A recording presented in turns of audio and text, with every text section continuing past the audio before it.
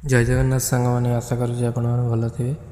आसतु आज आम जाना घरे बस केमी आम जो मोबाइल बा लैपटॉप रे आम पैन कार्ड टी डाउनलोड कर फास्ट आप जेकोसी ब्राउजर ओपन करूँ सर्च करूँ NSDL पैन आपने सर्च कर फास्ट वेबसाइट टी क्लिक करूँ।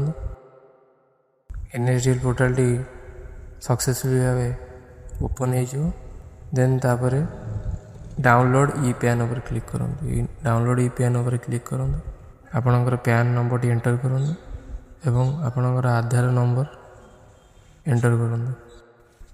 आपण आधार नंबर एंटर कर सारापर आपणकर आधार कार्ड रे डेट ऑफ बर्थ देखी आपणकर मंथ टी चूज करूँ एवं आपण ईयर टी चूज करूँ एवं तलू स्क्रॉल कर टिक मार्क करूँ। टिक मार्क कलापर वैलिडेट कैप्चा पर क्लिक करूँ।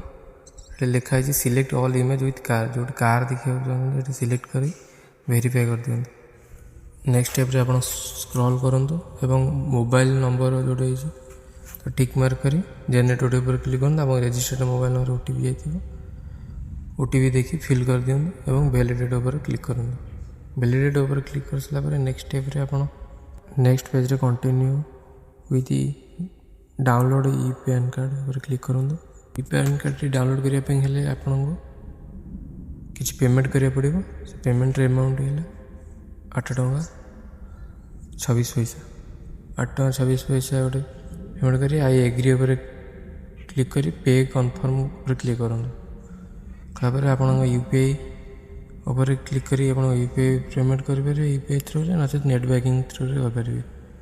मु नेट बैंकिंग थ्रू करी प्रोसीड टू पे पर क्लिक कर स्कैन एंड पे एक क्यूआर कोड थ्रू आप पेमेंट करेंगे। जब वीडियो भल लगी देन आप लाइक करूँ सांग साथी शेयर करूँ और सब्सक्राइब कर दिखाँ।